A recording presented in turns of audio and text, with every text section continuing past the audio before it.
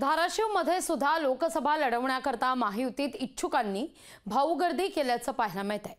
ठाकरे गटाचे ओमराजे निंबाळकर हे इथल्या खासदार असून विद्यमान खासदार असून त्याला टक्कर देण्याकरता महायुतीकडून अनेक इच्छुक समोर येत आहेत। त्यामुळे या उमेदवारीवरून आगामी काळात वाद होण्याची शक्यता नाकारता येत नाहीये।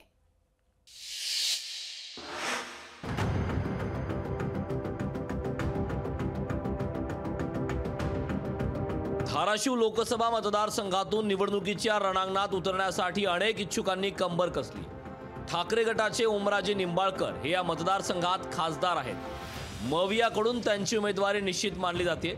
ओमराजेंनीच विरोधकांनी आपला पैलवान मैदानात उतरवा असे आवाहन दिले होते। याला अजित पवारांचे विश्वासू म्हणून ओळख असलेल्या सुरेश बिराजदार यांनी ओमराजेंना सांगा पैलवान तयार आहे असं म्हणत आपली इच्छा जगजाहीर करून टाकली।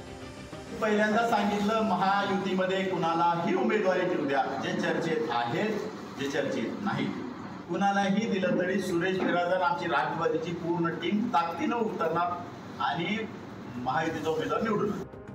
उपमुख्यमंत्री अजित पवारांनी आपल्याला कामाला लागण्याच्या सूचना दिल्याचे सांगत बिराजदार यांनी दंड थोपटले। तर दुसरीकडे भाजपकडून ओमराजे निंबाळकर यांचे पारंपरिक प्रतिस्पर्धी असलेल्या भाजप आमदार राणा जगजितसिंह पाटील यांच्या पत्नी अर्चना पाटील यांनी आपली खासदार होण्याची इच्छा ही गेल्या काही दिवसांपूर्वी बोलून दाखवली होती।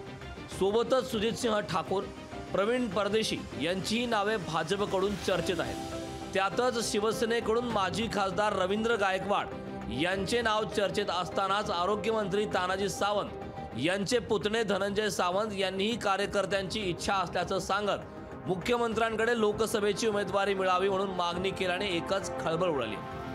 गेल्या काही दिवसांपासून जिल्ह्याभरात त्यांचे भावी खासदार म्हणून बॅनरबाजी पाहायला मिळाली होती। नाही, अपेक्षा म्हणजे काय बघा, केलेल्या कामाची पोचपावती किंवा केलेल्या कामाची शबाशी मागणं तर प्रत्येक कार्यकर्त्याचं काम आहे। निश्चित ते देतील अशा अपेक्षा आहे। काय खासदारकी बघतात काय मग? खासदारकीचं इलेक्शन म्हणलं खासदारकीच। महायुतीच्या तिन्ही पक्षात रस्सीखेच दिसत असली तरी विद्यमान खासदार ओमराजे निंबाळकरांनी आपणच कसं निवडून येणार हे सांगून टाकलंय। जनतेतनं निवडून येत असताना जनतेचं प्रत्येक मत हे त्या ठिकाणी महत्त्वाचं असतं आणि जनता शेवटी निर्णय घेत असते की बाबा कुणाचं काम योग्य आहे, कुणाचं काम अयोग्य आहे आणि त्याचं मूल्यांकन जनता निवडणुकीच्या माध्यमातून करत असते। त्याच्यामुळं गोडा मैदान काही लांब नाही। महायुतीचं जागा वाटप अद्याप गुलदस्त्यात आहे। अशातच भाजप, शिवसेना आणि राष्ट्रवादीत कलगीतुरा रंगलाय। महायुतीतल्या इच्छुकांच्या भाऊगर्दीमुळे वरिष्ठांची डोकेदुखी वाढणार हे मात्र नक्की। ओमकार कुलकर्णी, लोकशाही मराठी, धाराशिव। लोकशाही मराठी ऐका, पहा, जागरूक रहा।